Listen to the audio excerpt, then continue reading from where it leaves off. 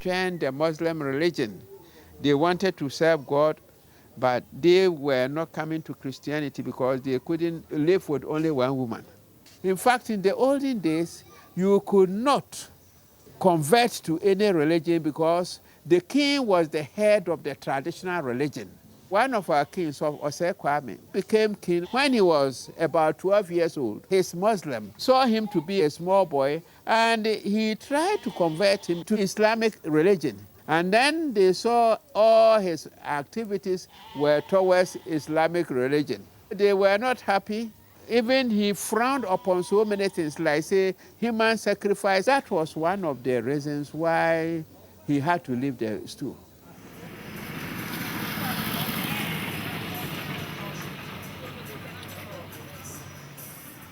In 1806, Asante extended to Cote d'Ivoire, Togo, to the sea. Osei Kwame Sibe Bonsu. He was the 7th king, and during his time, Asante nation rose to the peak. Almost about 3/4 of Ghana was under Asante rule. The Asantes fought 6 wars with the British. 1806, Asantes defeated the British and the Allied forces. All the coastal states came together, and the British brought troops. We defeated them. 1824, we also fought, and we defeated the British, and we killed the governor, Sir Charles McCarthy. But 1827, there was the Dodowa War, and the Asantes were defeated. The Asante nation started to go down from our 8th king. In fact, our 8th king was going to punish the Ghana people because they were misbehaving. And when he started marching armed to the coast, all the coastal states came together.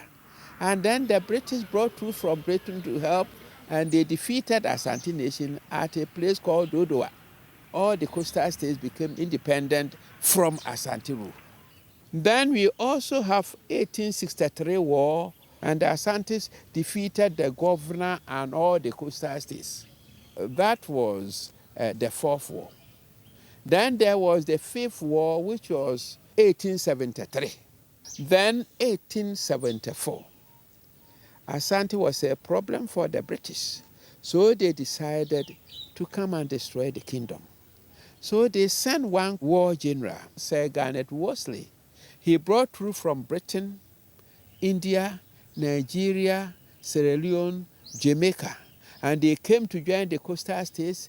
They marched on us here, they defeated us, they burnt Kumasi.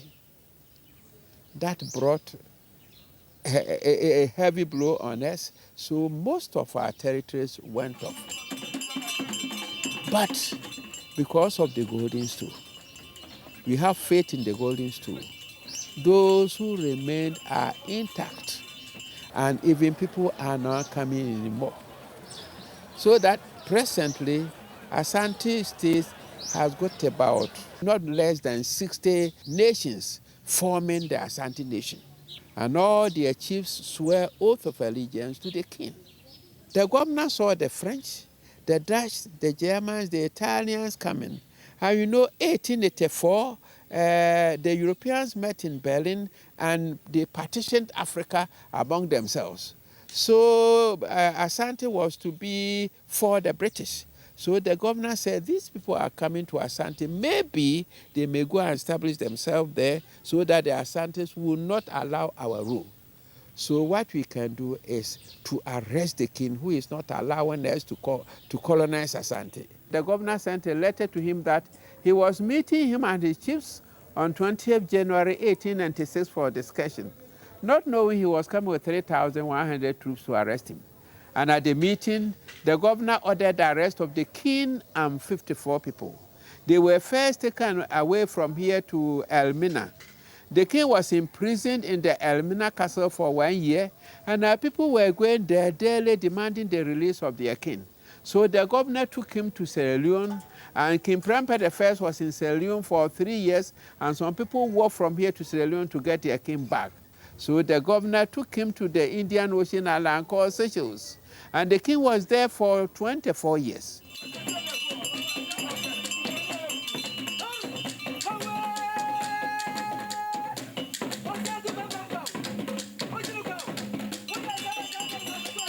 ما يجب أن تقوله بسيط لتجعل الرجل الأبيض يرضى. لا تقل الحقيقة للرجل الأبيض. They wanted the golden stool to be sent to Queen Victoria to sit on. And the golden stool is supposed to contain the souls of all Ashantis. Nobody sits on it, not even the Asantehene.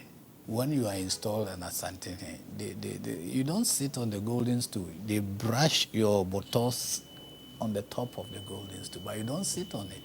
And there was no way we were going to allow anybody to sit on our souls. March 1900, Yasantua declared war. And the very words he used in declaring war was, tell the governor, tomorrow, ghost widows will get husbands. And some people saw the advantages by joining forces with the British. That gave them a lot of guns, gunpowder, goods, drinks, clothes, and so on and so forth. There were some of the chiefs who were on the side of the British.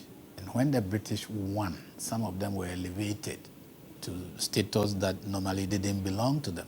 And another reason is that whenever a chief dies and they want a successor, there will be 2 or 3 people who will be struggling for the position. And if I lose and you win, then you are my enemy. I will try to do everything to bring you down. So if I know you're on this side, I'll go to this side. Maybe if I support this side, they will be able to bring me to the stool. Some of our chiefs were in the fort with the governor, and some of the people fought on the side of the governor. Some of them also fought on the side of that woman, Yasantua. On the 9th month, they found that the ammunition, everything was almost finished. So Yasantua gave herself up. She was taken to the Seychelles Island, and she lived there for 21 years before she passed away. That was the last war. They defeated us, but they didn't get the golden stool. We had to go and hide it somewhere, and then presented them with a miniature golden stool made from bronze, not even gold.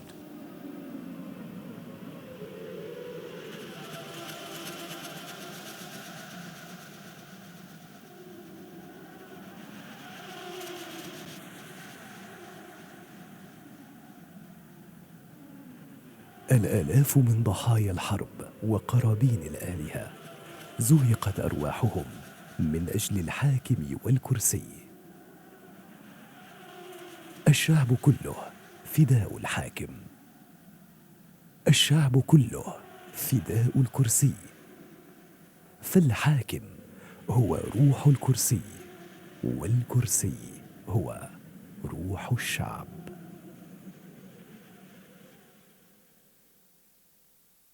We lost that battle. They established a protectorate or colony and added the Ashanti to the south to be part of the Gold Coast. And after that war, education started to creep in. So many people started going to schools. The missionaries also came in, telling their story and converting people into their fold.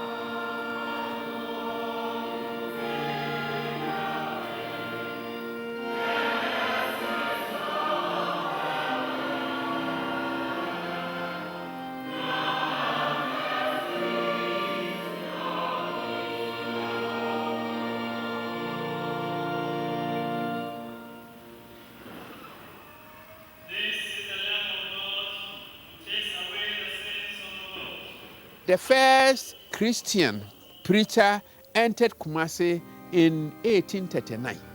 By the time they brought back King Prempeh I, in fact, they had colonized Asante and there was Christianity, everything. But over there, he also converted into Christianity.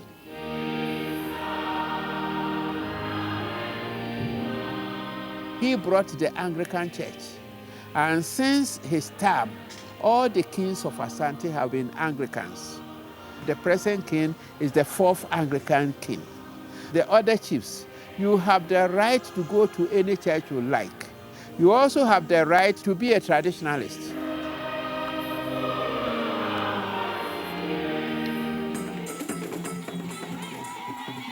Starting from 1920s, when the 13th king of Asante, Prempeh I, became a Christian and he returned from the Seychelles Island, he said from now onwards there was going to be no human sacrifice. So that anything that was to be done with human being, they were using ram. So since my time, there has never been human sacrifice.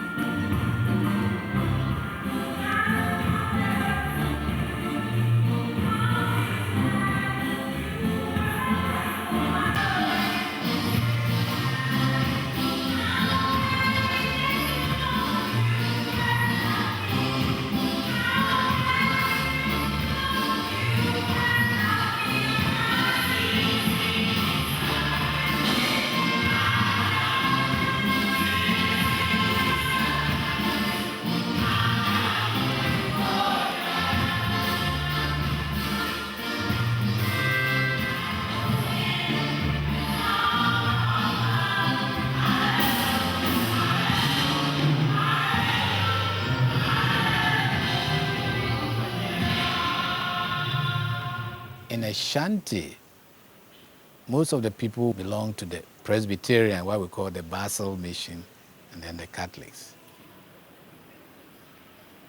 My great-grandmothers were all worshiping traditional way. In fact, my father was a Christian, so I became a Christian. My sisters and my brothers are also Christians of different denominations. In fact, with the women, sometimes when you marry, then of course you go to your husband's church. And I am Seventh-day Adventist. Not all my children are Seventh-day Adventists. When I was young, I used to go to the shrines. In fact, I do go to the shrines when I'm going to do research to know how they operate and other things. I've been doing research work since 1972. But I don't go there to worship.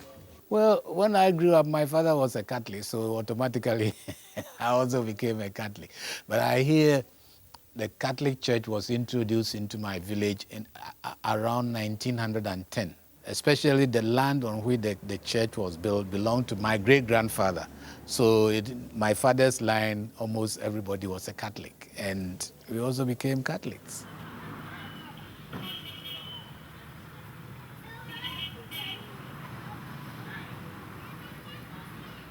We thought the Methodists, they spent too much time in the church. They didn't have a school in my village here until recently. It's only the Presbyterians and the Catholics who had schools. But that does not stop me from performing my traditional rites. I do that because I don't see any conflict between those rites and my Christian view. Every 6 weeks, you have to come home and perform rites for your ancestors. It's like you're praying to God through them to help you and other members of the family to become prosperous and so on and so forth. With Christianity, we pray to God and then we pray for our enemies. But with this traditional religion, when you pray to God, you curse your enemies. You will say, God, help that I go to dance a bar dance at the funeral of my enemy.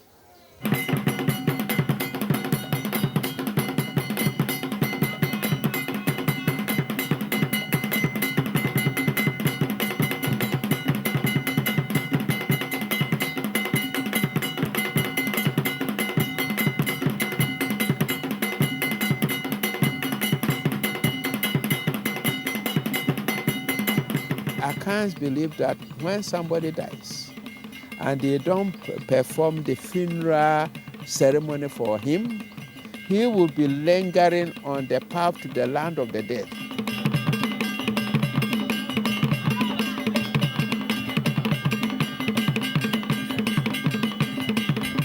Even if he's too young, people are not supposed to fast and they are not supposed to weep.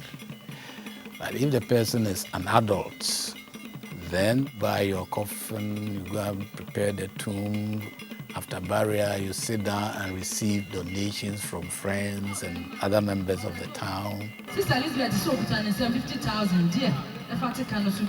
In the olden days, you would just beat a gong gong, and then you will send messengers to different towns. This person is dead, and the funeral is coming on such and such a date. Nowadays, it's through the air, and then also through papers.